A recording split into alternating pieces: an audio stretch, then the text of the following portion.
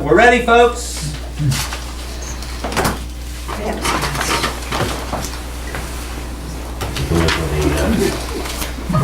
You see the signal? Any moment now? Here we go. Nope. Oh, here we are. Okay. Well, good evening, everyone. Tonight is Thursday, December 19th, 2003, 7 o'clock. We're as close as we can make it.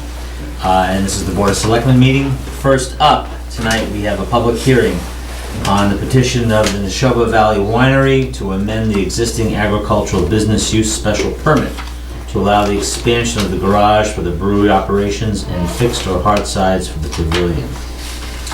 See attached. So do we need to open up the Rich, motion? you have a pen? No, you've already started. Okay, great. Yeah, right. Rich, come on down. How you doing? How are you this evening? Good. So, you're familiar at all with the winery property? This is behind the restaurant, which used to be Jack Partridge's house. There's a garage. It was a two-stall garage with a little work area on top of it. That has been the brewery for a number of years. It's roughly around 30 by 20, 600 some odd square feet, 40 by 24. What we're proposing is just to put on an 18 by 34 addition out front. What we've done is we've actually acquired a new bottling line. The old bottling line was roughly about half the size of your table, and the new bottling line is about twice the size of your table. It's a lot more efficient. It breaks the operation down. The other one was actually dangerous. It used to break bottles and throw glass at us all the time. So the area is just a little bit too confined for us also. So by bringing it out a little bit, we're just going to be able to accommodate a couple more tanks and in the bottling line.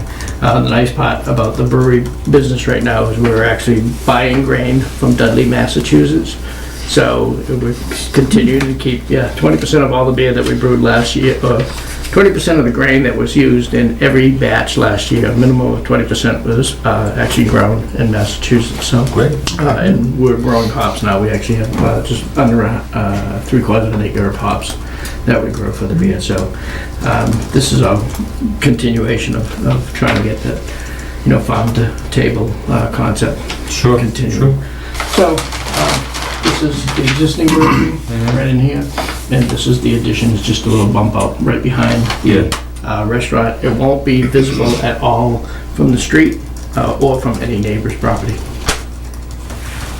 The other aspect of our application, I'm getting old, and we currently have tent sides in the pavilion. They're 12 feet high. And the problem with the pavilion area is that nobody ever wants to close the tent sides until the weather's coming in, and trying to close 12-foot tent sides while it's raining out has gotten old with me. So what I'm proposing to do is to build like half walls or 3/4 wall and some sort of better fixed either glass or maybe even that plexiglass that they use on sailboats. It's really not plexiglass, but they have different products that they use in sailboats now, so that they can enclose the pavilion area a lot easier on inclement weather. So it's really not going to have any impact on the operation. It won't increase the size of the operation, but it will allow us a better environment to conduct business. Gentlemen, have any questions for Rich? No, it was interesting though to read the original special permit from 1995. It we had as part of the application because this is one of the great success stories in town. Yeah, absolutely. No. Appreciate it. Yeah, when we did that, there was a lot of going back and forth. It was fun because we were both trying to feel each other out. I'm not sure we all had. I'm glad you used the word fun. I remember you were saying that back then. Never with the board or with the town. But I will tell you that the State Department of Agriculture was not fun. And I think Bonnie Potter and those guys who wreaked havoc with them would agree. So. No, I think it's fine. It's great that you're able to do that and expand the business. So I'm perfectly fine with it. Any questions from the audience? Okay, guys are okay? make a motion? Yeah, no, I move that we approve the petition of the Neshoba Valley Winery, NVW Limited, to amend the existing agricultural business use special permit to expand the garage and to add hard sides to the pavilion as proposed. Second? Any further discussion? Hearing none, all those in favor signify by saying aye. Aye. Thank you very much. Very well. On the building permit, normally it's the selectmen, supposed to get, it's not No, the they don't. planning board. But according to that permit, actually everything comes through here, so I don't know Well- whether or not. We can do a letter Okay, that you can attach to that as it goes around to the Yeah. departments then. yeah, I think Michael will believe you. Yeah. Yeah. Send him an email. All right. Okay. Thank you very much. Yeah. Good night, Yeah, Rich. right. Okay, next up on the agenda is to meet the new town planner. And the new town planner is Erica Uriarte. Yep. Please come up and sure. Come on the down. selectmen. It's Hi, nice to meet you. Stan Wysocki, pleasure. Larry Delane? Nice to meet you. Hi, nice to meet you. you want to see it. Oh, okay, sure. You don't bite. Hard. Hard. Yeah. We're old, the teeth are soft. Erica started with us last Tuesday. She's off to a great start. I couldn't be more pleased with her joining the team. She's fit right in with the town hall That's staff, great. and she's off to a great start. And I enjoy the custom here of when we hire a new staff person for them to come meet with the selectmen. So would you like to just tell the selectmen a little bit about your background? Sure. So my background is in civil engineering and environmental permitting. For the last 7 years, I worked for an environmental consulting firm in Waltham. There I was involved in all stages of land development, from concept and planning to design and permitting to construction oversight. So I think this is going to be a really good fit, and hopefully I can bring my experience and do a good job. No, we're looking forward to having you work with us in the town. Thanks. Yeah, no, and I think your engineering background, obviously it's gonna be useful. Yeah. And, Very Yeah, Yeah. and tonight I actually met with Fred Hamway, the peer reviewer. Mhm. We sat for 2 hours because just, shooting back and forth our experience, so it was good. It was interesting when we did our interviews that the average interview went 20 to 25 minutes, and Erica's went 45 minutes, and I finally had to wrap it up, and only in the interest of trying to save our schedule, but it was a very interesting That's great. conversation that we had. That's great. It's good. No, that's good. I don't know if Don has mentioned it, but I was talking with Don, and I asked him that perhaps one of the first things you can do when you have time is taking a look at Bolton and some of the surrounding communities as it relates to how well communities have bounced back as far as valuation. So from when we had the financial crisis back in the 2007 timeframe, we all suffered, decline in valuation, house prices went down, et cetera, et cetera. And, there have been a number of articles in the past year where things are getting better, but at least a few articles that I've seen indicate that Bolton is still lagging as far as getting back to where it was previously.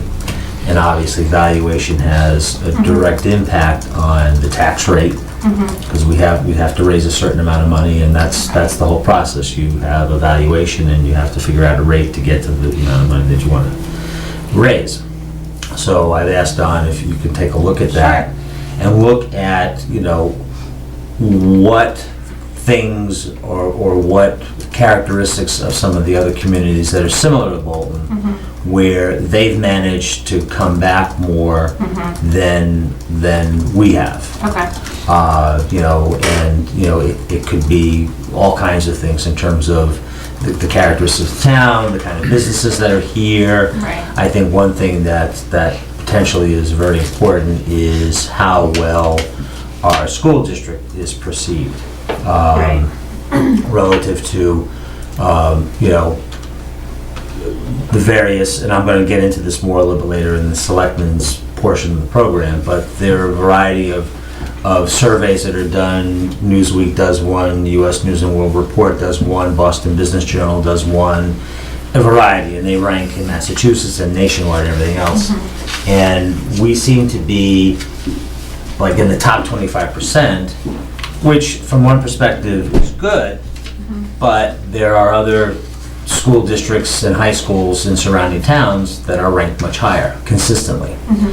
And that potentially has an impact on the desirability of Bolton to move here, and obviously has an impact on valuation. Right. So that's, I think we need to look at that, because we got to figure out why and what we might need to do as a town to try to fix those things, if those things are fixable. To try to, at the end of the day, whether our valuation is what it is and the tax rate what it is, and if the valuation doubles, our tax rate goes in half, but we still have to raise the same amount of money. So, Right. to some degree, tax rate is sort of an artificial kind of a thing, but in many cases, perception is reality, and I think, we owe it to the citizens to try to find out what's going on. So, frankly, that's going to be very important. I'll definitely take a look at that. And another thing, both Stan and I had served on the planning board. And I used to get calls all the time from your predecessor, because I'm a lawyer, sort of, how do we do this, or what was the reason of that? So, I mean, you should sort of feel free, I don't know, maybe through Don, but don't go through Don. You could just, call me directly if you're trying to figure out why was this special permit done this way, or what's going on here, because I think when any town, you're coming into a unique overlay of bylaws and a history of how things were done. So I was on the planning board for 9 years, so I have some history. And when you're going to lose somebody like Doug Story, I know he's not going to be on the board forever. So, And I've heard great things about him. Yeah. So I'll definitely take you up on the offer. I will get you his contact information. No, but welcome aboard. Thank you. We really appreciate it. We're looking forward to Thank you. good things. Awesome. Great. Thank you. Have a nice night. Yeah. We appreciate you coming down. All right, next up on the agenda is a fire department update from Chief John Menzer. John, come on down.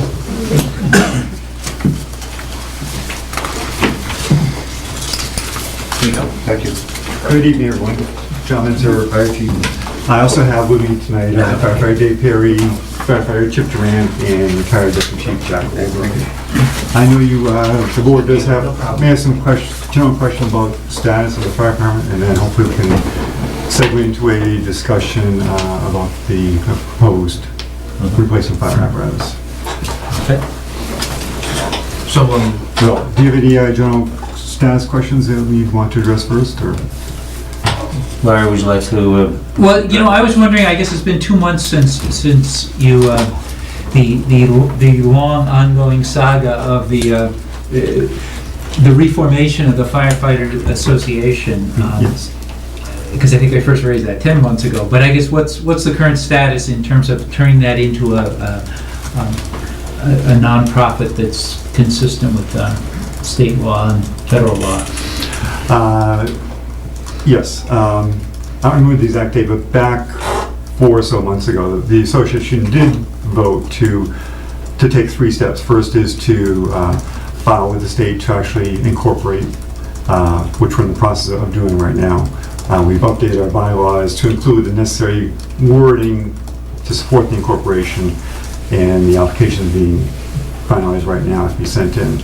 Second step is the association did vote and agreed to, as required to file with the state's Attorney General for fundraising capability.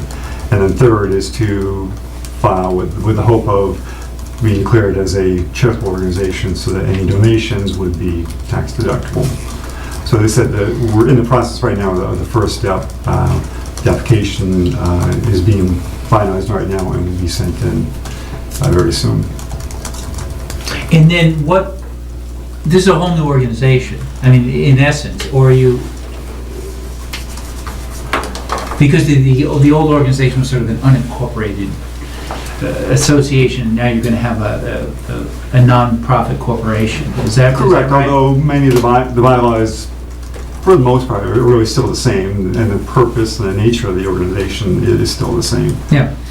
No, okay, well, no, that sounds good, and I don't want you to think I'm sort of picking on the firefighters, because I mean, the Friends of the Seniors, they're, following the rules, and they've done the same thing, the Friends of the Library and the Historic Society, so I mean, we have lots of folks in town, the nonprofits that are going through the same drill, so they're sympathetic. Do you have a timeline of when this process is going to be done? I do not have a timeline specifically. I was able to get that from the association president. As I said, I would expect within the next 2 to 4 weeks that the application for incorporation would be sent in. I don't know. I really have no idea how long that process takes once the state gets it. While that's going on, we would start working on the other 2 steps. Okay.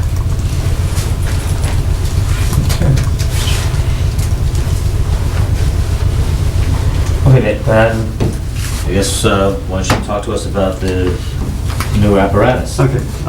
As we did last year, the fire department formed a committee consisting of myself and other people with me tonight, as well as a few other senior firefighters, to look at the fire department's needs in terms of the apparatus we have, capabilities of the different apparatus, age, that sort of thing.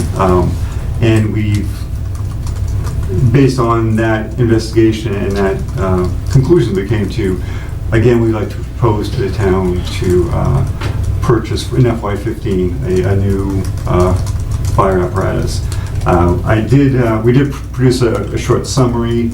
It was last minute, but I did email that to Linda. I don't know if she had a chance to distribute it. But I'd just like to ask Dave Perry to just quickly talk you through the summary, and then we can get into whatever discussion questions you might have.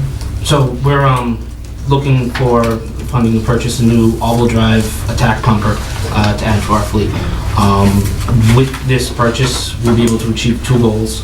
First of all, improve our ability to safely and effectively respond to any emergencies in town that difficult access or long driveways, steep driveways is an issue, especially during inclement weather like this kind of time. And also improve the overall age of our fleet, which is fairly high at the moment. Our current fleet consists of our engine 1, which is an 18-year-old attack pumper. It is our first due engine to all calls except for anything dealing with hazardous materials, car accidents, car fires, or any homes that are up steep, long, or hazardous driveways. Engine 2 is a pumper tanker, 9 years old. That is our main hazardous material response vehicle. Plus it also serves as a water supply source during any fire. Engine 3 is our primary tanker, 6 years old. That just serves the purpose of getting water from a water hole to the scene. Our current engine 4 is our only all-wheel drive pumper at the moment. Its primary role is for brush fires. That's why it was designed for all-wheel drive. And it's been kind of forced into a secondary role of responding to calls where difficult access is a problem. And we have our engine 5, which is our secondary tanker, 32 years old, also just used for shuttling water from fire hole to the scene.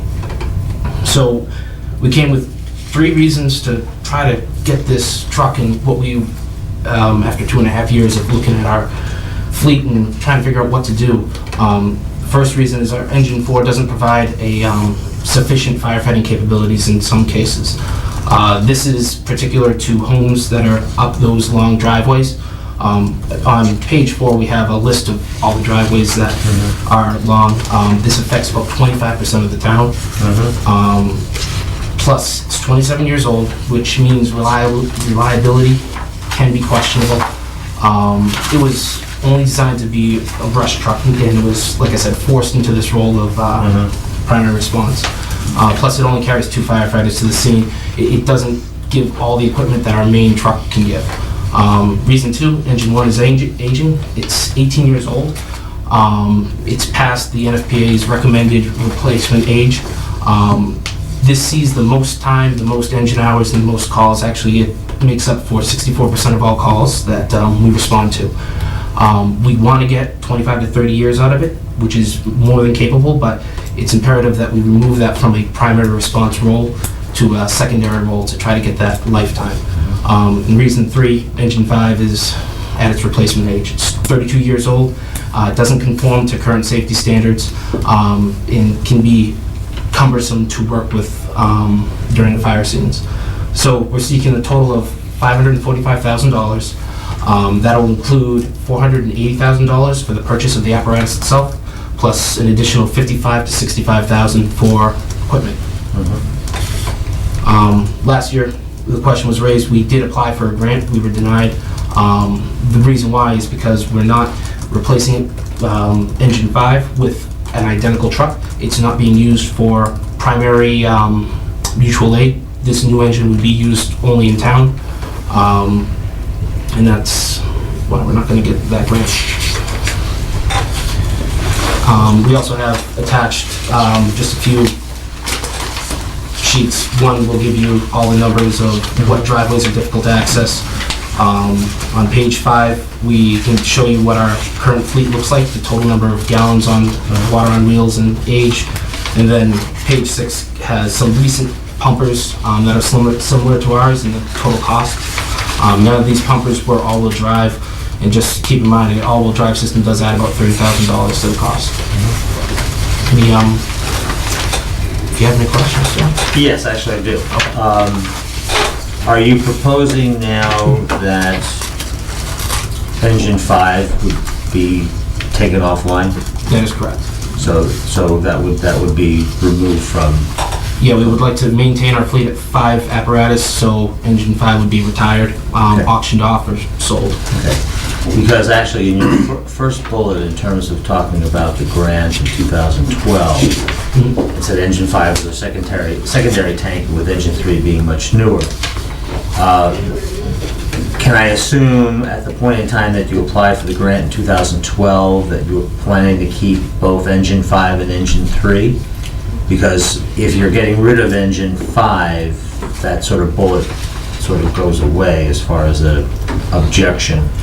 No, we were not really looking to keep engine 5. We don't have the space for it. But the grant was denied because engine 5 is our secondary tank, with engine 3 being much newer. But if you're getting rid of engine 5, then it would seem to be that that argument goes away. The way in which the grant needs to be written is to, we were applying for the grant to replace an apparatus. So in the grant, we were replacing engine 5 with a new proposed apparatus. Mm-hmm. And when the grant committee, when they review the applications and grade the applications, they're going to look at if we're replacing an older apparatus, how old it is, other comparable apparatus within the fleet. So even though engine 5 is a very old tanker, we also have a very new tanker in the station. So based on that, they said, well, your need for a new vehicle is not high, so we were judged low on that. Yeah, but engine 3 has nothing to do with what you're looking to purchase.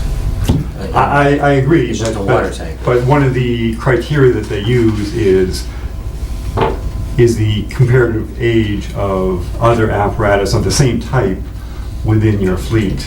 And it's, unfortunately for us in the grant, we're trying to replace a tanker with a different type of apparatus. Right. The other thing which maybe you can explain, it says the new apparatus, this is in page 2, the new apparatus would be slated for primary response within Bolton and not for mutual aid response to surrounding towns, which again was a priority of the grant. I would assume that any equipment that we buy, its primary use would always be for Bolton. I mean, you're not going to buy a piece of equipment that you're going to shunt to the side that says, well, if Berlin calls, we'll use this piece of equipment. We'll break out the good one. So I don't understand. I don't understand that statement. I do know that we have had some issues on mutual aid response in the past, but I don't understand that statement. If you're not buying the vehicle, you're not buying a vehicle for mutual aid. you're buying it for Bolton, but obviously any or all of the equipment could possibly be used for mutual aid in the surrounding town. So maybe you could explain that a little bit more and why that's Sure. the priority of the grant, or, you know. Well, with the grant's federal funding, and one of the goals that they're trying to find is when they give money out, is it going to be used only for that town, or is it also going to be able to benefit surrounding towns? Lots of fire departments, they get hazmat trailers. There's only 1 or 2 of those for a region, and they are dependent to respond to an entire region of towns to supplement their firefighting capabilities. This truck is designed only for the town of Bolton, so that's why the grant, they wouldn't want to, it would be kind of not a disqualifier, but it would reflect negatively when trying to give a grant, because it's only going to be used for this town. Federal funding would like to see they're going to give money get used for other municipalities. But I'm still not clear. If Berlin calls with an emergency and we need to respond by mutual aid, then it could be any or all of the apparatus we have. Yes. So it's not like it's a piece of apparatus that could only be used for mutual aid. So Or not used for. or not used for mutual aid. So I'm confused and don't understand. If a town calls us and we respond with mutual aid, then we could potentially bring any piece of equipment, Yes. including this new piece. So you gotta explain it to me, because I'm having a hard time. Or I guess maybe, or were they trying to focus on departments that served a region as opposed to a single town? That's more along those lines. Take a look at Clinton, for instance. They have a hazardous material trailer. If we need a hazmat situation, they bring that trailer to us. If we were looking for funding for something similar like that is designed to supplement surrounding towns, it would help us in the grant. But because we're looking for a vehicle that will only serve the town of Bolton, it can help in mutual aid, but its primary service is here. So we're talking about the type of vehicle. Correct. The type of vehicle, yeah. Is it the type of vehicle or the type of department? And if we regionalized with, Harvard and Lancaster as a regional fire department, would that increase our chances of the grant then? Because that money is serving multiple towns. I mean, I guess we're trying to understand. I think I know where you're coming from. When we go mutual aid to a town, there's certain equipment that has to go with us. It's called a RIC pack. That's the pack that goes with us because we're usually going to potentially rescue other firefighters. That equipment's stored on a specific truck. Right now it's on our engine 1. It's slated to stay on that engine 1 along with the additional equipment that would, if we went out of town to do a specific purpose job, that equipment's all in that truck. If we were to build a truck to carry all that, plus what we need to take care of the town, it's gonna be a 39-foot trailer truck that we're gonna drive through town with all the equipment on it. And that's not practical. So what we do is we design a truck that's short, 4-wheel drive, to make it up some of these driveways that we have to endure to get the necessary stuff and equipment there to do our job. If we're called mutual aid to Berlin, Harvard, Clinton, if they're looking for an engine, the present engine 1 is going to keep that equipment on it that goes mutual aid, and it's going to go mutual aid. So we'll provide something mutual aid, unless of course it's inclement weather. But I think also what I'm hearing is that since the primary use is for a town and not a region, even though we may use it on a mutual aid call, since the primary use is not to support a region, that's what the real disqualifier is. Yes. They also look at the age of the equipment around us and look at the fact that us buying a new vehicle is not going to support the region in any way, shape, or form, because most of them have newer stuff than we do that operates in that same capacity. And you can see that on the sheet that he has there about the box wheels. So it's actually more what's on the vehicle than the vehicle itself. So the equipment that it carries, as well as the basic functionality of the truck, of the engine. Are there other grants that are available? Other than, this is one specific grant, is that correct? Correct. This is a grant administered by FEMA. It's a federal grant. There aren't other grants that would support the purchase of apparatus I'm aware of. I mean, is there anything related, either to Homeland Security or whatever, considering the fact that we are dealing with providing support for a major interstate, which is right down the road? Is there anything related to that? The reason I'm asking is that, quite frankly, I mean, I understand your need for equipment, but you're going to hear a lot of pushback given the tax rate that we have in the town and the fact that the town doesn't really have the stomach for spending $500,000 or more on a capital expense at this point in time. So I mean, we're just trying to explore what other avenues we might have to accomplish what we need to accomplish here.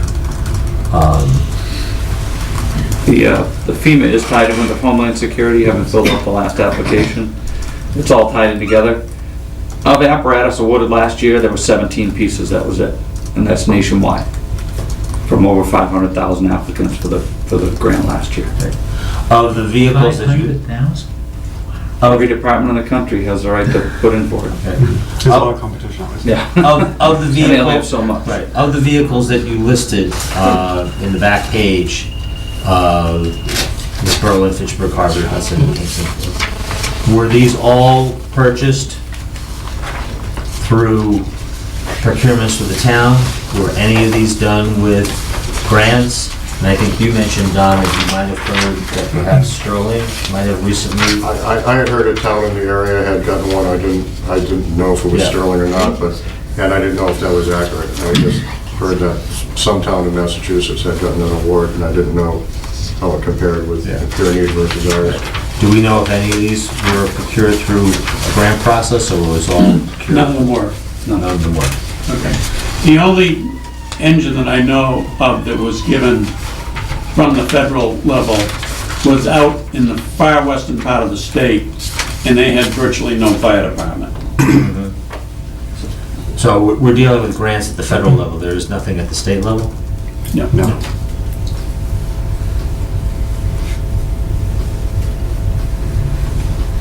I had a question on this four-wheel drive analysis. You seem sort of aggressive in saying that a quarter of the houses in town have steep driveways, because you've got 7 on my road, and I'd count maybe 2 or 3, but setting that aside, I mean, we had just as many steep driveways, or almost as many, 18 years ago when Engine 1 went into service. So what has changed that we're not, it's not doing that, we're not attempting to go up those steep driveways with Engine 1 anymore?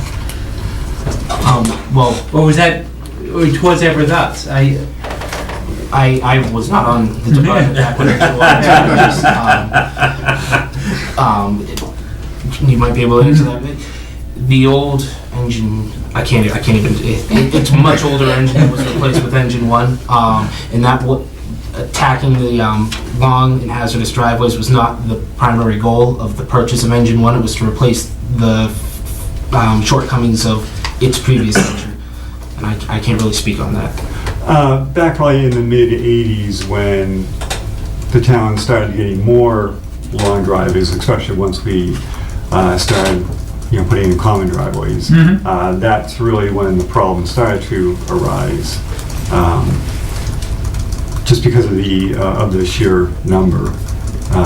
So before that, it wasn't as much of an issue, and Engine 1 or its predecessor, we could, we would make do the best we could. If we did have to go down one of those few longer driveways, or a shorter driveway, but one with a steep hill, short turn, or curves, whatever.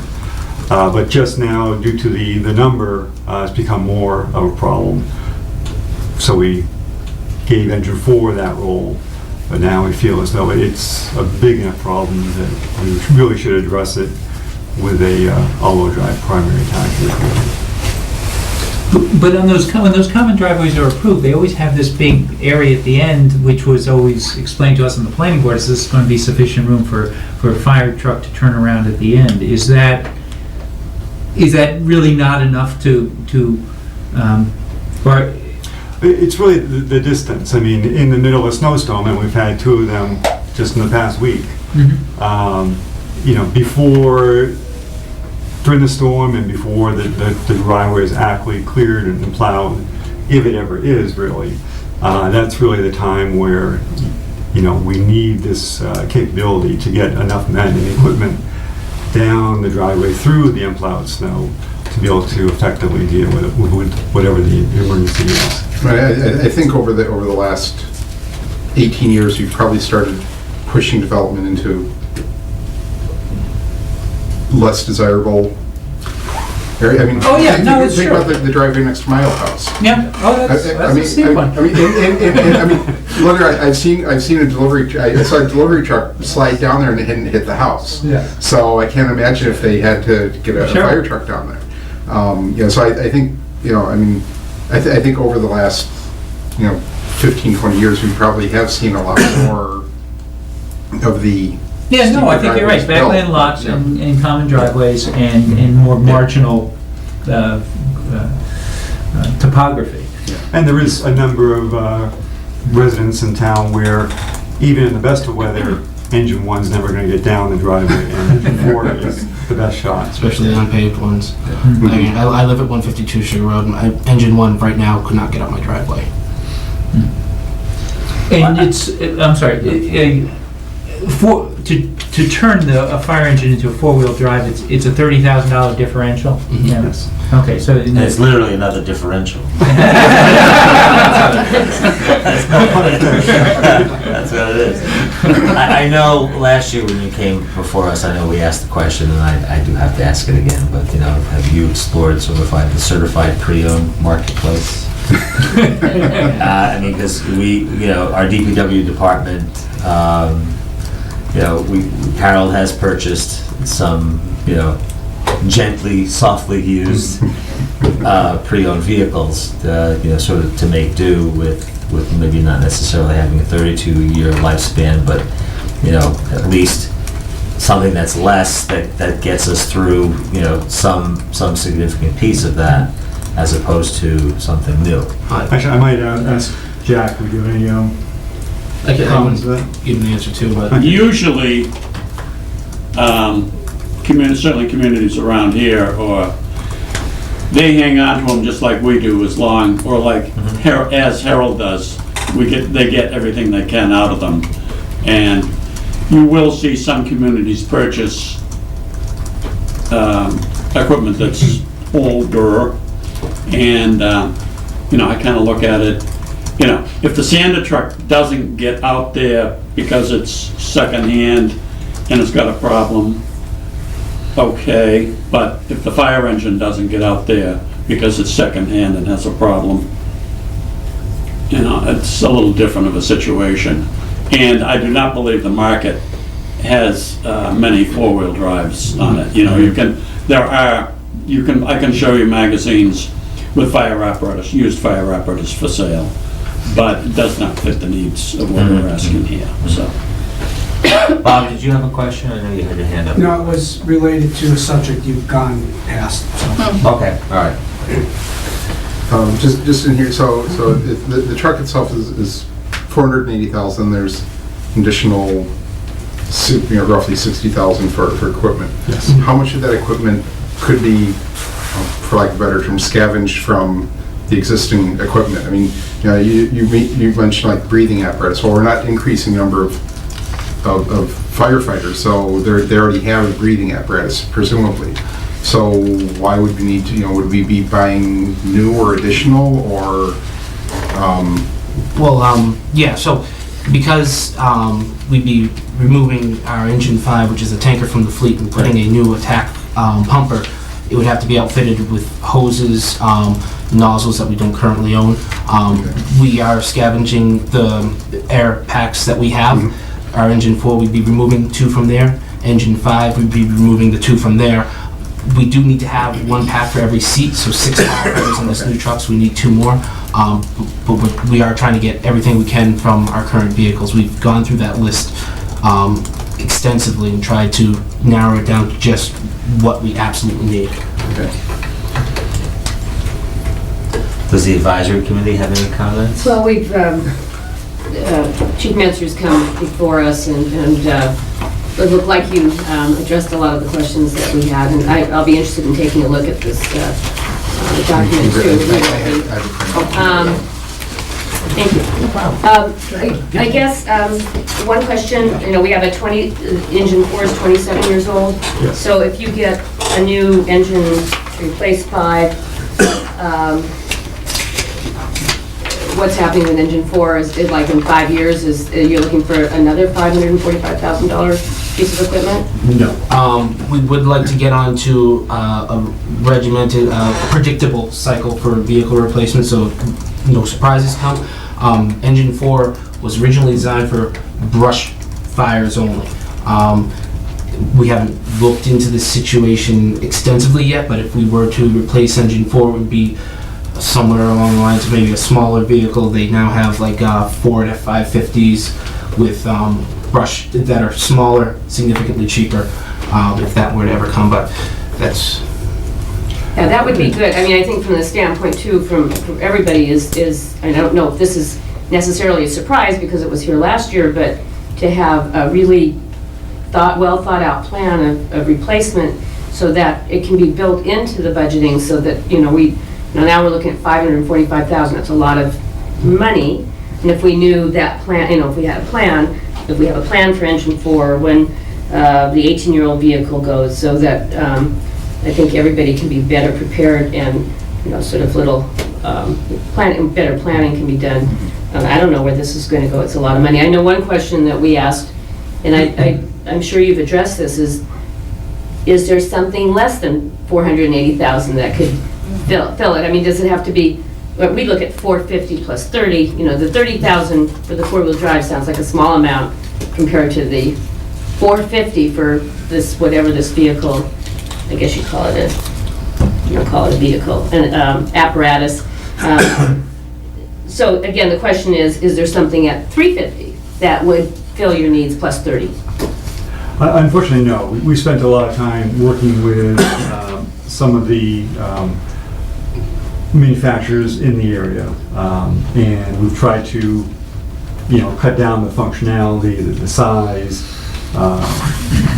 the different characteristics of the truck to try to minimize the cost. And right now, this is kind of where we're bottoming out at. Okay. Certainly as we go forward, we'll try to still, reduce that as much as we can. But that's, I think, we're kind of where it's landing right now. And just to go back and address your question about forward planning. Yeah. In the 5-year capital plan that I submitted last several years, I have had engine 4, the brush truck, slated for, hopefully for replacement in FY 18. And then it'll be good for the department to try, or the town, to get on a predictable replacement schedule of every 5 or 6 years in that time frame, just to keep the overall age of all the apparatus, of which we have 5, down to a manageable amount. If you look at the prices that other towns have spent, they're pretty significant. And I'm sure no administration in any of those towns backed the money willingly. They just kind of had to face the facts. And, we're talking about some communities that are similar to Bolton and some that are more populous than Bolton. And some of those fire engines have more equipment than what we're proposing. So, most of them have a onboard generator that's good for another $10,000, which we are not including. Good. And, there's been a lot of, $500,000 doesn't look like a, gee, they've been really doing their homework, but, the town of North Conway, New Hampshire, purchased a fire engine, 4-wheel drive, and the same kind of footprint that we're proposing, but had every bell and whistle on it and came in at close to $700,000, so. Hey, gentlemen, any other questions? No? I guess we'll have to, consider this with all the other budget requests that come through, but, we certainly understand that there's a need. Try trying to figure out how we can control that. Absolutely. Yeah, no, and this is a, a useful analysis, and we there's appreciate it. obviously a lot of work on this. So maybe the board has any additional questions or concerns, we'd be happy to address those. We appreciate that. Thank you. Thank you very much. Thank you. Good night, It's a John. pleasure talking to you.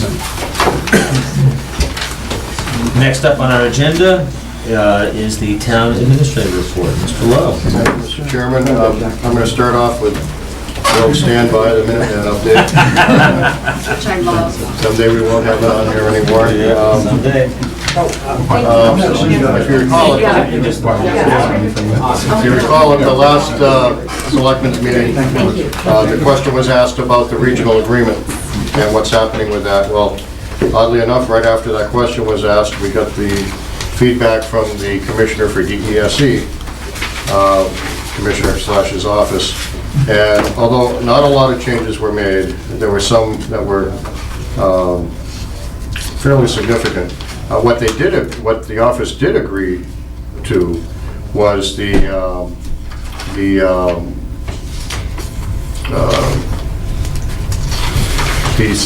agreement that a non-member community could be given the proposal that I outlined earlier, which was that they would basically be paying an agency fee or an access fee of some sort, that we could have capital appropriations in, because currently legislation says you can't assess a non-member community with any capital costs. So some sort of a regional agreement, between the two, an intermunicipal agreement, I knew I could remember, was deemed to be legal. So that was the good news.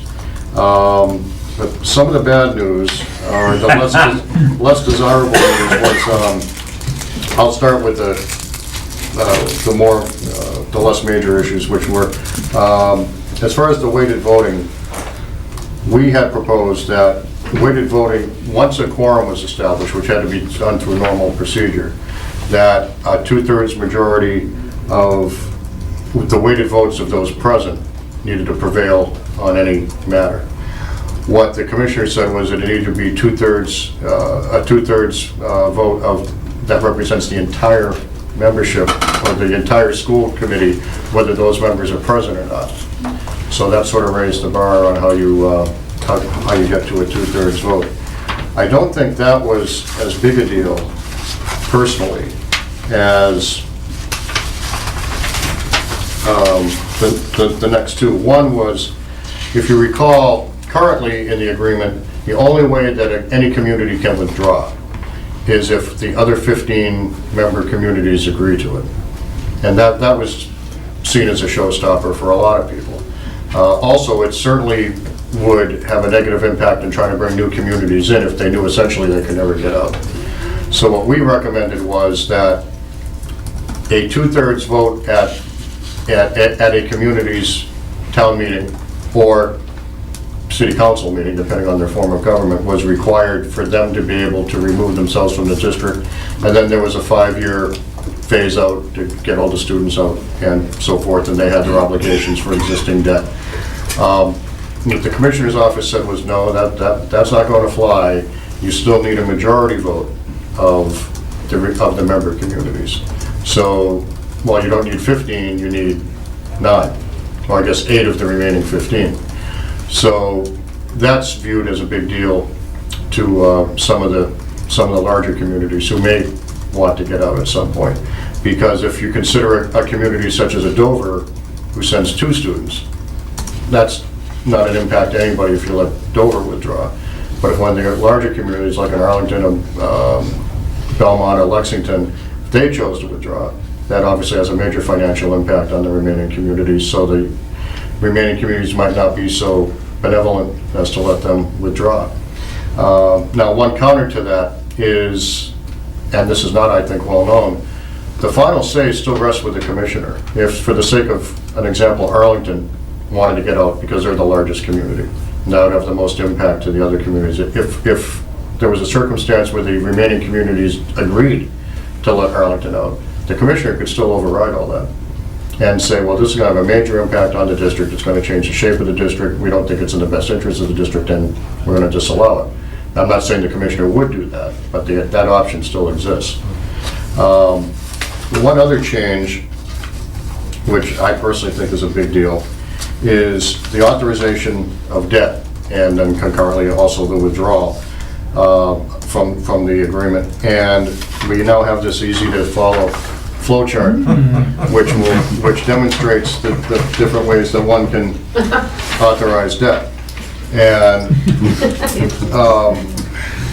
under Mass General Law, I forgot the actual master law, I think it's chapter 71, but it's either section 16D or N. 16D is the process that's normally used, which is every community would vote on debt.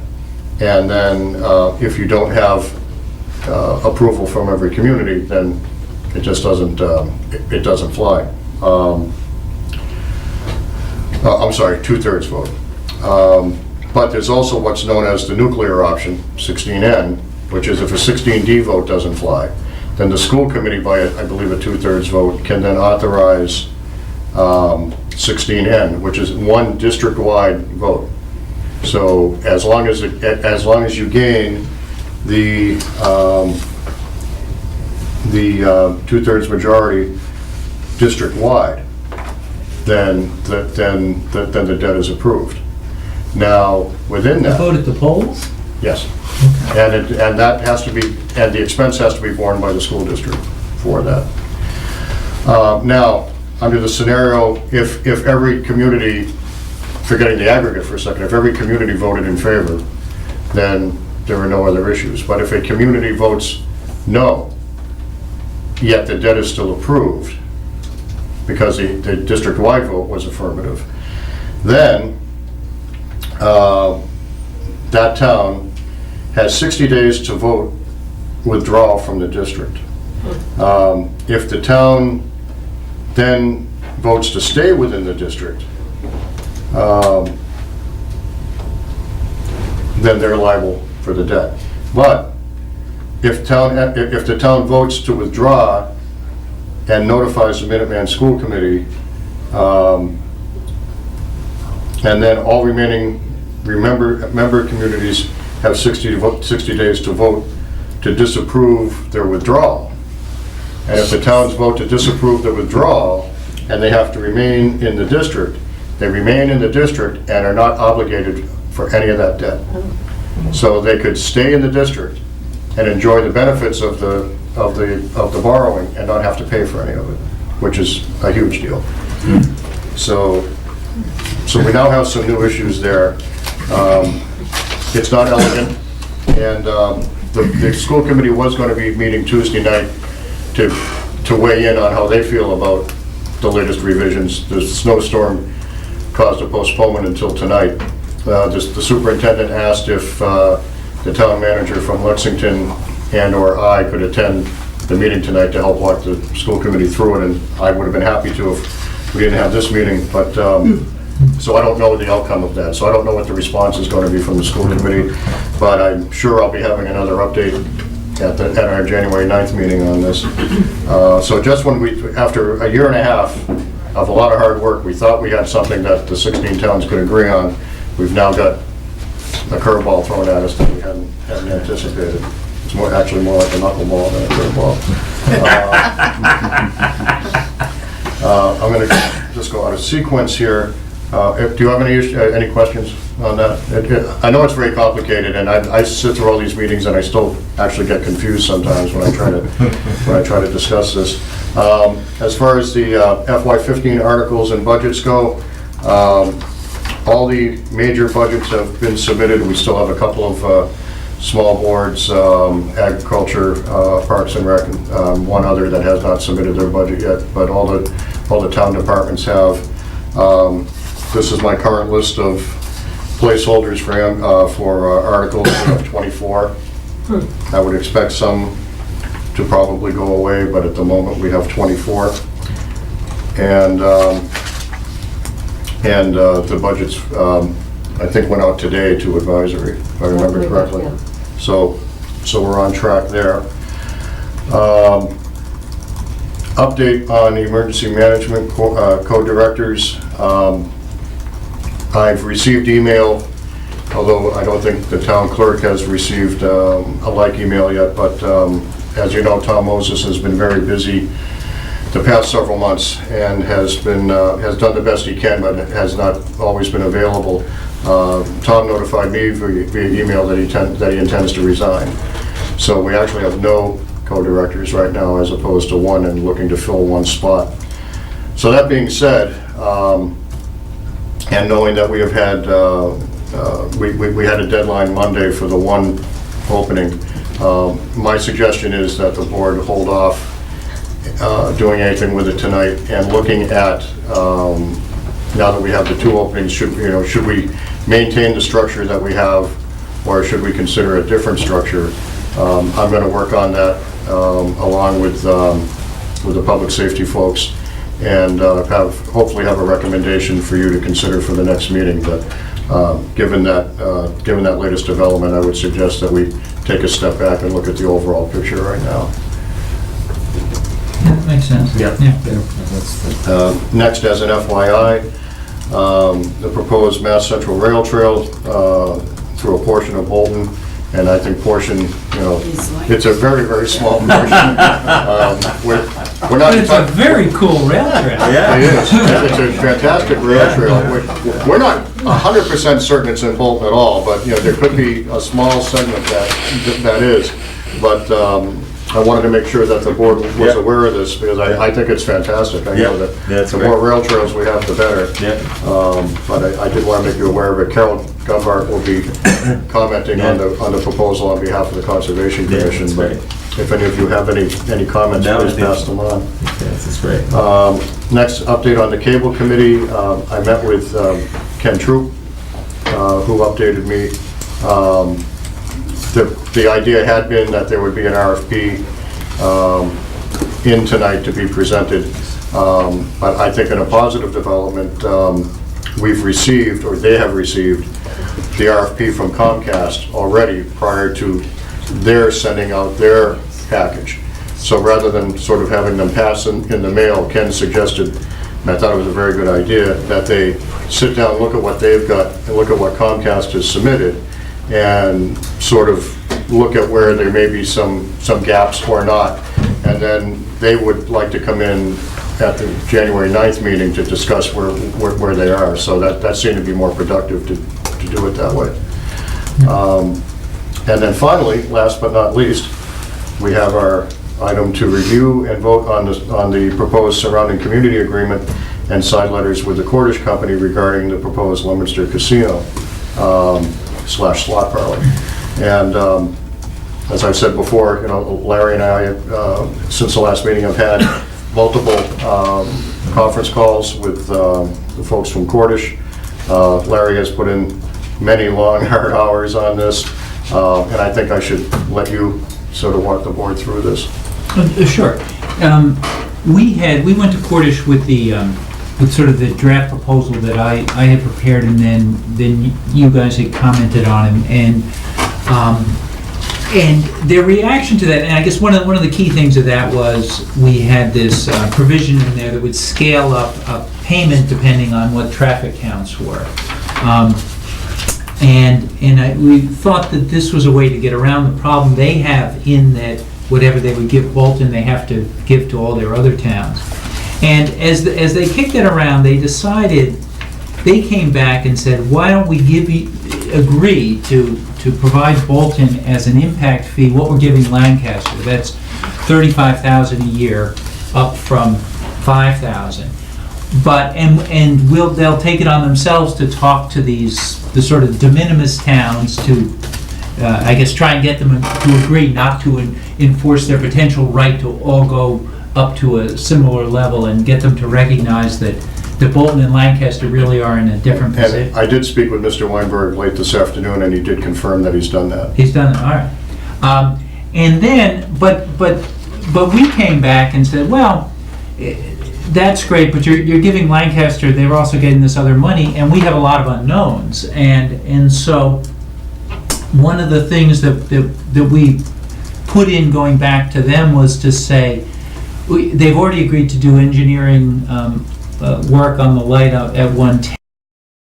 something that we estimate is probably in the order of $50,000. But we also asked that they do before and after studies on the intersections, 117 Green Road, 117 Wattaquatic, 117 Manor Road.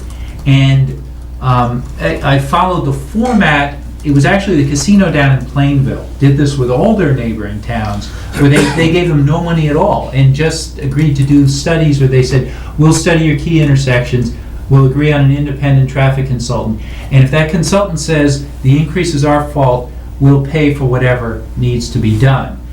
And Cordish went along with that with the qualifier. They said they'll pay for whatever needs to be done, but they also want us to apply to this mitigation fund that's going to be available through the Gaming Commission to all surrounding communities. So they want us to sort of take other steps to, if we determine that, or the traffic consultant determines work should be done, that we would look to that as well. So I think on balance, I think this makes sense. I mean, we could potentially go forward to arbitrate and probably get maybe a higher number, but the things that I don't think we could ask for in arbitration that we're getting here are their agreement on signage on their website and to divert traffic to the extent they can, the bus and truck traffic, to avoid us. And I also think it would be hard in arbitration to get an arbitrator to order them to do these before and after studies. So I think on balance this makes sense, and that we should agree with the amended surrounding community. We also have our public safety impact agreement as well. That's right. I'm overlooking that. We bumped that up as well. It was we estimated that because there are potential mutual aid calls to Lancaster are going to be increased, that we might have an increase of 100 events, and so for the first year that's going to be valued at $15,000, and then we'll see what the actual impact is, and if it turns out it's more, that number could scale up. Yeah. So in total, yeah, it would be the payments coming in would be $50,000 the first year, and then 35 fixed and 15 is variable. Right. For the first 3 years, or is it an annual thing in perpetuity? The 35. The 35 is The 30 35. But the 15. The 15 is reviewed every year. And then it's set after 3 years. or Okay, something. okay, Yeah. it's firm after 3 years.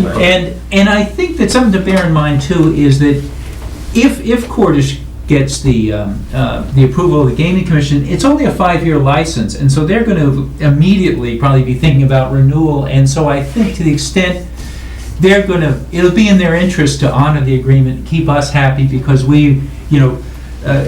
otherwise we could be in front of the Gaming Commission and complaining, and so that's probably the biggest thing. Again. Right. So they're going to build this facility and they only have 5 years to operate it? Right? Yeah.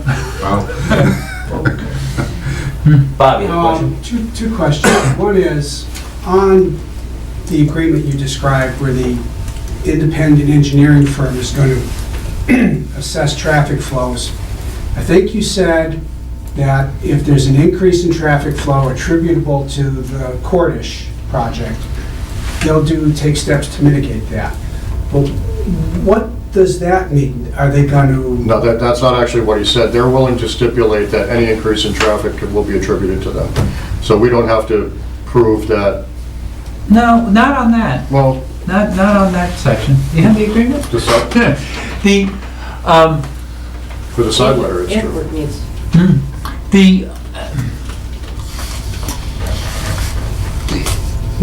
The format was, let me, I could just read you the exact language so it's easier to. The town and Cordish will jointly select independent traffic engineering firm to assess the incremental impacts on traffic and public safety at the 3 intersections. This information shall be generated 2 separate studies, both weekday and weekend traffic volumes and patterns, one immediately before they open, the second as a baseline, the second 30 days after. And then they agree to pay for design and implementation of all mitigation of net effects directly attributable based on the recommendations of the consultant. And What could that mean, other than widening the road? Well, it could mean reconfigure the road. It could mean, I mean, there was a recommendation in the past, turn Wattaquatic and Manor one-way roads and have a turning light at Manor Road. Or it could be a light at Green Road in the high school part of the day. So, but I agree that there's no, it would be easy if we could say, oh, they have to pay for the second lane or the third lane or something, but that's not in the cards. But No, I don't want them to add another lane. I just couldn't imagine what it would be other than that. No, but that's exactly what it would be, is things like reconfiguration. Okay. I thought you were poking at the side letter where if there's an increase in traffic or incidents, then the amount of money, the $15,000 would increase. And my point was that they're willing to stipulate that any increase in that area we will attribute to them. We don't have to differentiate between them and. Okay. We don't have to prove that. Yeah, We don't have to yeah. prove Very that. interesting, my specific question. And the other question was, I'm sorry, I'll have to raise my hand again. The question. Yes. Peter Ross, I live on Norris Road, but I noticed you called out 3 particular intersections there, Wattaquatic, Manor and Green Road. Wilder Road is also a major hazard area because it feeds a lot of traffic from neighbouring towns of Clinton and Lancaster. So you get a lot of left turning traffic there that causes accidents, as well as stuff coming from Clinton and Lancaster to join 117. Is there any reason that you missed off Wilder Road? Oh, Can we include it? I think at this point it might be hard to include it, and that's my fault, because I didn't, I guess I didn't, as I'm thinking about, what we should add, I hadn't seen Wilder as a... But all is not lost, because as a surrounding community, we'll have access to the community impact funds. And if there's something that needs to be done there, that's exactly what the community impact fund is there. And in 5 years, when we go to renew the agreement, we can... Right. The fact that 3 or so were called out doesn't necessarily mean that everything else is excluded.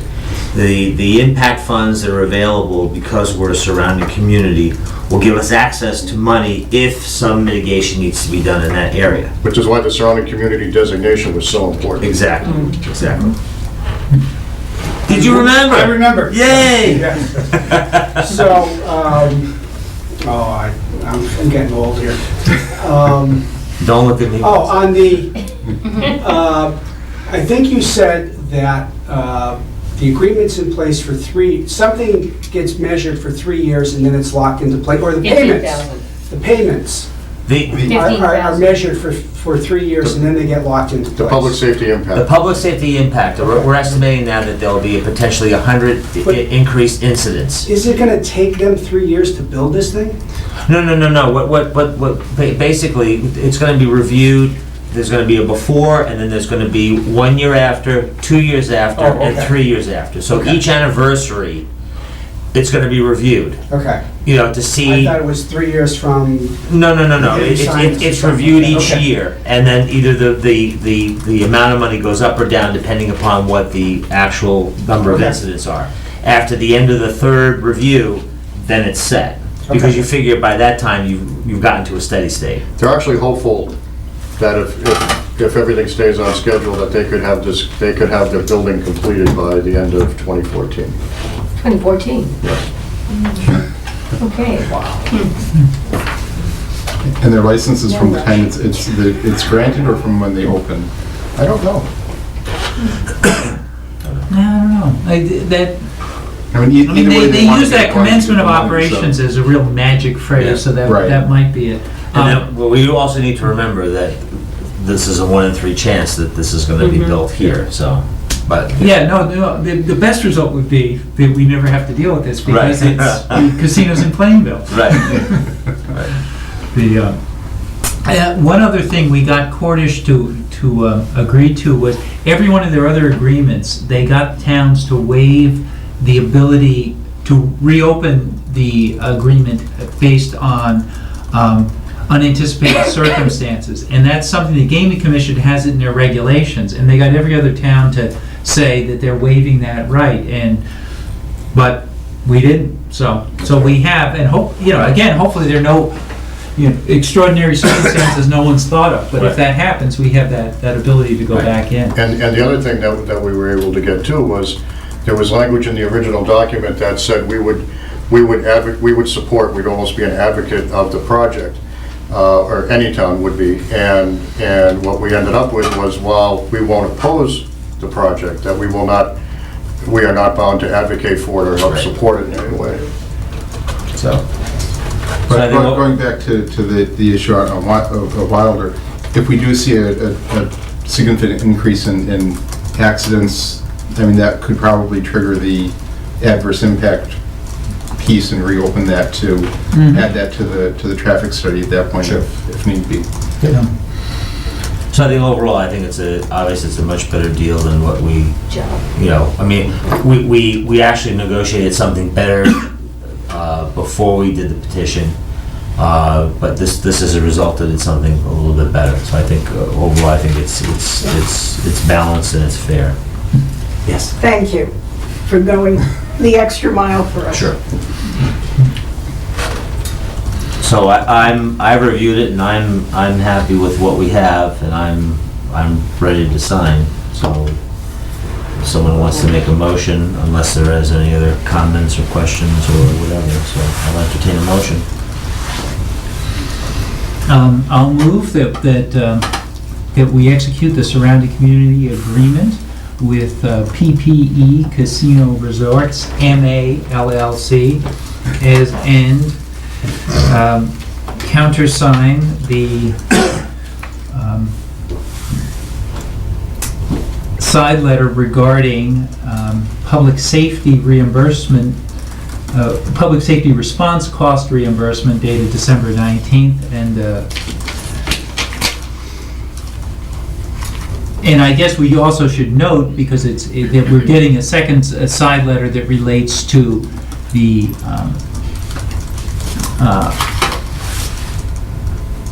preparation of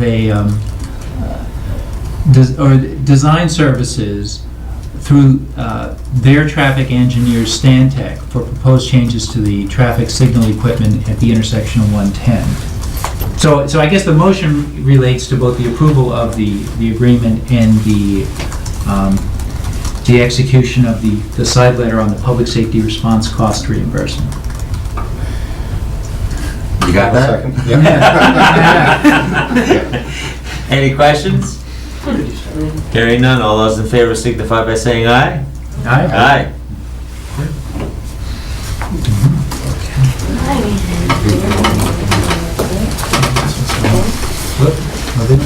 You see, they sign this, we don't sign this. We don't? No, there's no, the way they drafted this, there was no, No, I'm sorry. yeah. I thought you guys would be signing Yeah, it. you'd be on the item and be picking it up, but the item will have the scoop. I can email it to you. And when I spoke with Mr. Weinberg this afternoon, he didn't have a problem with sending us a signed PDF, but he's traveling and just logistically he couldn't get it done. Yeah. I think you guys have refreshments too. Refreshments, ooh, refreshments. You have a lot of signing to do tonight. A lot. We do So what? I thought Well, there's all the Villar's licenses. Oh. So we have bills? We have vittles. We're on vittles licenses. Common riddles. Are they tender? And Cleveland brought in some chocolates here. Oh, It was wow. nice of him to do that. They need the energy. I'll definitely send him a copy tomorrow. That's right. Not surprising Don can be bought. How cheaply he can be bought. And we can't have wine here, so. Go with the hard cider. It's been in your basement since last year, right? I think that's it. Okay. There should be, this is something that, there's one more that, Well, Well, I you guess see, it doesn't need to be the format of that signed. didn't have a, I guess we could still countersign them, but There's one that we don't have to sign? Well, that's what Larry is thinking. Yeah, no, that was, There's no- when they there's no originally prepared signature it, block they didn't for it. have a. Oh, okay, all right, okay. So, but Alright. we do in the agreement refer to the two side letters, so we're, Okay, okay. we're good. All right. And this is one of them, right? Is that what Yeah. you need? Okay. All right, so we're done with that. Anything else, Mr.? Not unless the board has any questions for me. Anything? No? Okay. All right, I guess on to Board of Selectmen business. It's not on the official agenda, but I'd just like to spend a minute, if you gentlemen would allow me, to comment on last night's Tri-Town meeting. We had, as you know, typically once a month, and September through May or so, we have a meeting of the three towns, the Board of Selectmen and the various finance committees and school committee members, and the district, which would be Michael Wood and or George King, get together, and the purpose of that meeting is to sort of get an update on what's going on, discuss any issues, get updates on what's going on in the towns relative to school-related items. Last night's meeting, I have to say, was pleasantly more well-attended than some of the other meetings that have occurred over the past few months. And I guess the overall theme of the meeting was communication, or the lack thereof. Just as an update, a couple of things we found out that one of our school committee representatives participated in a selectmen's meeting a couple weeks ago, where we were informed that the concession stand that was being constructed at the high school was about $70,000 or so over budget, but the facilities director who was also a contractor, was doing work to try to cut down on the override costs, and things were progressing. We found out last night that the concession stand is actually $140,000 over budget. And we were a little concerned as to, hearing 2 weeks ago it was 70 and now it's 140,000. We also heard last night, and I have subsequently emailed our school committee rep to find out whether or not this was actually in last year, or this current year's budget. The school district purchased a 1.5 ton pickup truck with a sander body, which I have to estimate was probably in the $75,000 or more area, which we were all a little bit surprised about. But I think in terms of the discussion on communication, in the past, there has been sort of a systemic problem of not necessarily getting information from the district and the school committee in a timely fashion or in advance to what is occurring. And that's been what the purpose of these tri-town meetings were set up to be. But I think it seems to be where we have representation and they're willing to answer any questions that we have, but there's not necessarily an update. That occurred 3 or 4 years ago when the field project, the upgrade of the fields at Neshoba occurred, and we found out about it literally the evening we were closing the warrant and had to add an article. It happened again when the second round of the fields were being presented, where it got to the point where we almost were forced into a position to have a special town meeting weeks before an annual town meeting to deal with whether or not we wanted to vote to approve or not approve. A similar situation occurred where the science lab projects. So our concern at the meeting was we need to get ahead of this, and while we don't necessarily have any direct oversight over the budget or how money is spent, the fact that 60+% of our town's revenue we collect, as well as Stowe and Lancaster, go to the schools.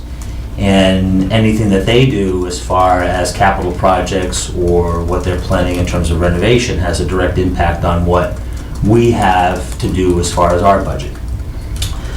And the message that has been given back repeatedly And last night, as well as I went back and looked at some of the articles that were written from both the Stowe Independent Online and a few other newspapers, where the theme was from both the district and the school committee is that, well, there's total transparency and you know everything, but you know everything because you're supposed to come to all the school committee meetings and you're supposed to read all of the minutes.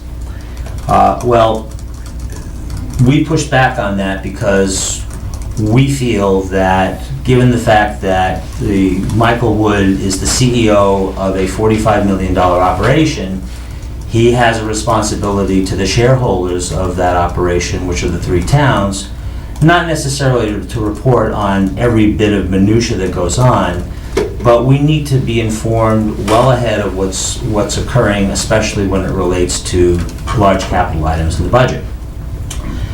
So I think from my perspective, and I think my colleagues here at the table share that as well, and I certainly have talked with other members of the select board in the other 2 towns, as well as the finance committees of that, is that the communication between the school district and the school committee and the towns is not working.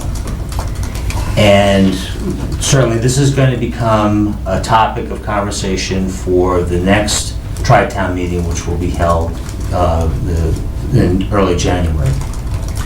We have to figure out, January 8th, we have to figure out a better way for communication. We can't be told that it's our responsibility to attend school committee meetings and to read minutes to find out what's going on in the district. I think we have to have a bit more better communication, a better lead time in terms of what's going on, especially in terms of some of these large budget items. Case in point, we talked a lot about the athletic field, last year or whenever, and then right after annual town meeting, the science lab project came up. And, it's very difficult for us to deal with as a town as far as budgeting, to manage these multi-million-dollar projects when we don't know what's coming. So, we certainly want to approach it from the perspective of cooperation and partnership, but the communication that's currently going on is not working, and we need to figure out a better way to make that happen. So that's going to be a major agenda item for the next meeting, and to try to work that out during 2014. The other thing which I'm going to task the school committee and the district on, and I alluded to it a little bit earlier when we were talking to the new town planner, was the fact that, the valuation of the town has a direct impact on our tax rate, and there are studies that says that the perception of the value of the schools and the ranking of the schools have a great deal to do with, the attractiveness of the town and ultimately the valuation of the town. I'm not going to go into detail, but Dick Heaton several years ago did a study for Boxborough, where a lot of these topics came up, where there were correlations between, the test scores and the quality of the schools, home prices, and the ability for homes to be sold much more quickly, and the valuation of the town to go up. And there are a lot of surveys that are being done, that have been done. U.S. News and World Report do surveys each year. Newsweek does surveys. Boston Business Journal does surveys. There are more surveys than you can shake a stick at, but they all have a tendency to rank either schools, districts and high schools and elementary schools here in Massachusetts, as well as nationally. And I brought this up to the district and the school committee in the past, that depending upon what survey you look at, the Neshoba Valley Regional School District and the Neshoba High School is ranked about in the top 25% or so. While from one perspective that's good, there are other schools and school districts and surrounding communities of a similar characteristic to ours that are consistently ranked higher than our school district and the high school. And I've tasked the planner to look at those kinds of things, and I do believe that we need to have some type of plan from the district as to how we're going to improve that. And I think we need to have a, short-term, medium-term, and long-term plan from the district that says, if we're at 25% or 22% or whatever that number is, depending upon the survey, how are we going to get to the next tier from 25% to 20%? And then what's the plan to get from 20% to the top 15%? And then what's the plan to get from the top 15% to the top 10%? And so on. Now, the one obvious answer is you throw money at the problem. But there are other districts and other schools that are consistently ranked higher than our district, and they're doing it with about the same amount of money or a little bit less. So I think, I want to work cooperatively with the school committee and with the district, but we need to figure out how we can move that needle from where we are now to where I think we should be. So, thank you for indulging me, gentlemen. Appreciate if you have any further comments, since both of you were at the Tri-Town meeting last night. No, I think I agree that we have to, these Tri-Town meetings are often very disappointing, and the agenda items haven't resulted in the sort of communication. So I think that, we're lucky that the next meeting's in our town, and you're going to be leading the charge. I think I'm on a vacation. I guess, in the meetings that I've been to, I guess I've been very disappointed at the school committee's representation there. Where quite often there's nobody from the committee. Last night we had one committee member, and even though they are, noticed on all of these, and I think it really doesn't do a service to the public by not having at least one person from each of the towns at at those meetings to be able to bring back the input from the towns, and the priorities that the towns are talking about, and bringing that back to the school committee, and also informing the towns of of how what they're looking at will impact the different towns. Right. And I think part of the communication, and there was a comment made about how the meetings can be very contentious and such, and part of that is if you only see a member there, once a year, well, you've got a year's worth of free-floating anxiety to dump on them that one night, whereas if there's better attendance, better representation, I think it'll be a much smoother process. Right. I think all we're asking for is a little bit better communication, heads up a bit longer term, on not everything, but certainly critical items, and I think that certainly can be accomplished, because it has gravitated to, if we ask a question, they answer it. But I think we need to get to a little higher plane, which I think is important, especially given the amount of money that we're spending, the percentage of the total town's budget that's going to the schools, and the continuing struggles that we have. As tonight, we have to try to find potentially over $500,000 for a fire truck. So I think it's in everyone's best interest to find a way to make this work a little bit better. So, okay. Get off my soapbox. I guess next on the agenda we have the approval of the common victualler licenses. Here's the list on top if you want to, I don't know if you want to read those. Sure, I'll go through them. Liquor license to be signed tonight that were approved on December 5th. The IGC Club license, all alcohol. Pennacook Inc., doing business as Fire and Wine Retail Package, all alcohol. Fontini's Restaurant and Bar, all alcohol. Country Cupboard Common Victualler, all alcohol. Twin Springs Wine and Malt. The Shelby Valley Winery, Wine and Malt. Great Brook Farms, doing business as Slater's Wine and Malt.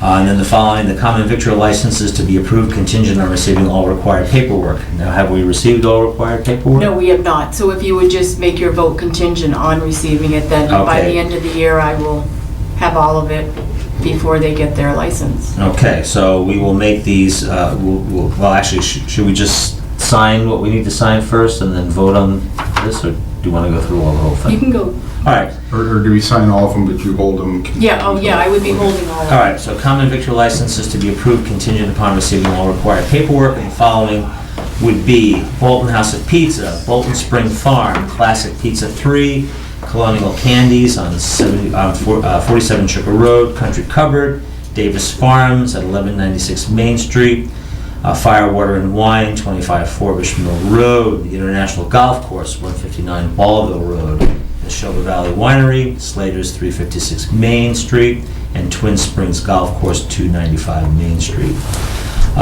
Antique article license to be approved contingent on receiving all paperwork. Bambi Philbin, Odd and Old Antiques, 725 Main Street. I want to make sure I said that right. That's the one you helped me with last Yeah. year, remember? And then finally, used car dealer license, Class 2 to be approved contingent on receiving all required paperwork. Beetlebug 3, T&T Towing, 494 South Bolton Road.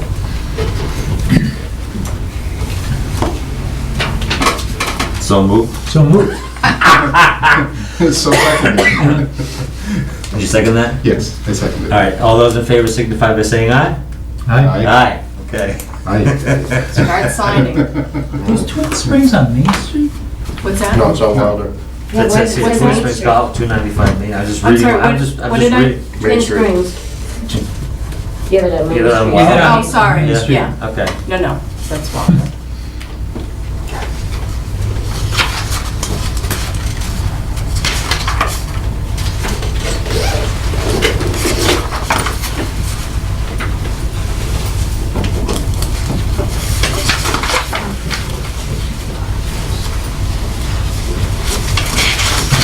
Chocolate fingerprints on the fiddler's Maybe you license. could do all of them. Sign of the thumbprint. Signing. Only on the Colonial Candies one. Yeah. There you go, there you go.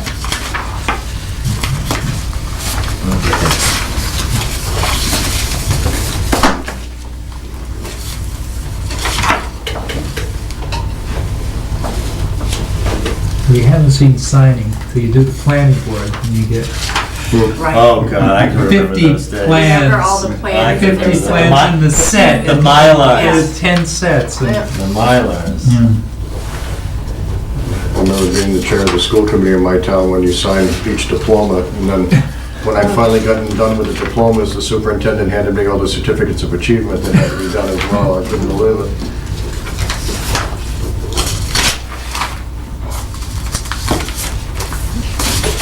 You're fast. Never mind. Oh, you didn't do these.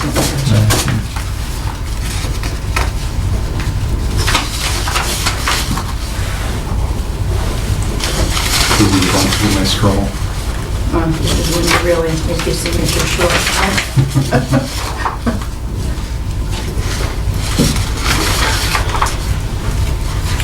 Okay.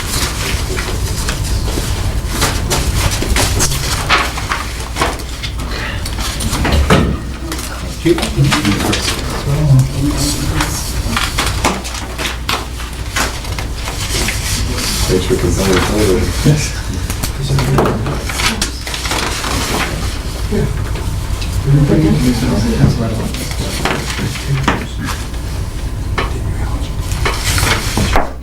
Did you make those ones? I did. Those are very good. Wow.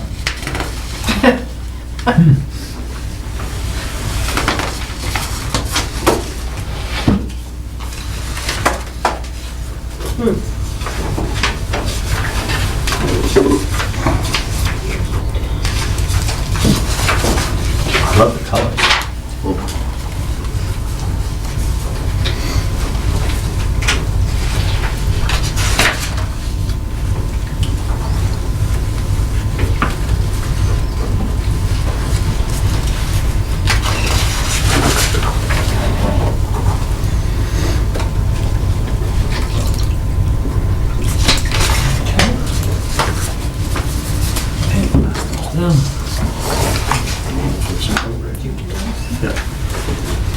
Product placement. Just double checking, so Yeah.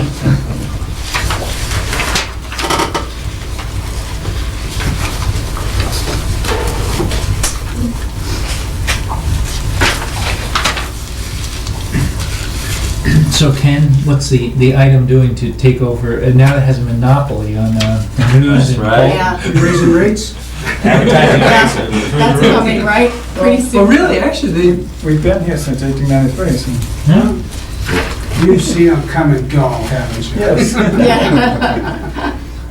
well, who would we use? Have we used the common Selectmen in when the that past started? for public meetings? We were using, we use, the majority of the time we use the common, now we've moved over to the item. Yeah. So you're gonna charge for, you're gonna charge for letters to the Well, editor? because we have used it, we do use the item once in a while. Before the common was. Yes, Yeah. that's right, Yeah. we're back to the item. Okay, Hey, good, thank you. okay. That's done. Liquor licenses.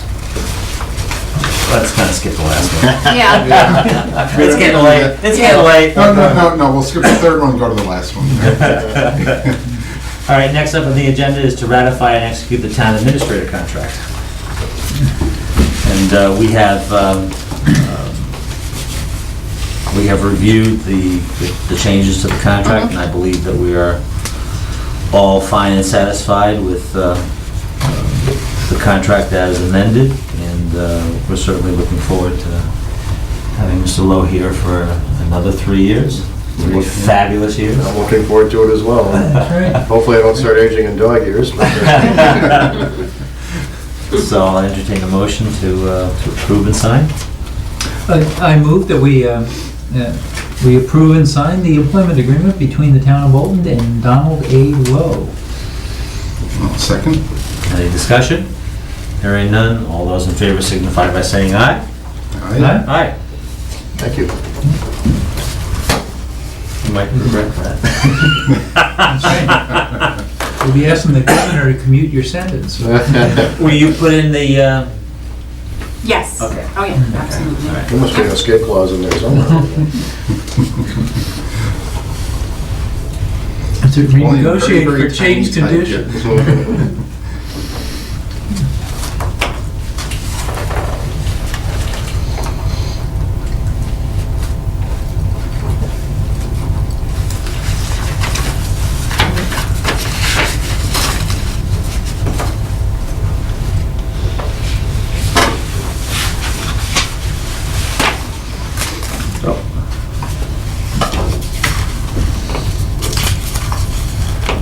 I'm glad you haven't cramped up from all the signing. I'm thinking, I hope they don't run out of ink.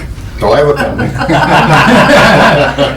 he has 3, one for Yeah. each of us, just in case. Just in case. It'll start to look like the president signing something. Each letter is a different pen. And Yeah, that's right.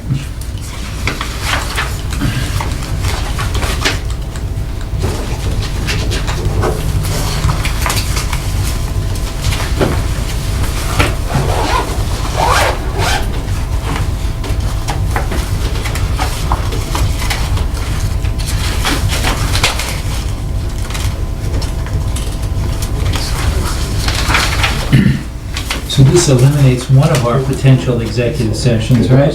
One to go and one to go. just go back to Don to sign. Yes, Yeah. okay. I have to Sure, sign it. sure. Sure. Let's get some- They did pick someone in Sterling, too bad, lost your chance. It took them a while. And it's like every selectman voted for a different I know, candidate. that was like, That's gonna be a tough board. They haven't signed everything yet. Yeah. No, it's not. still negotiating.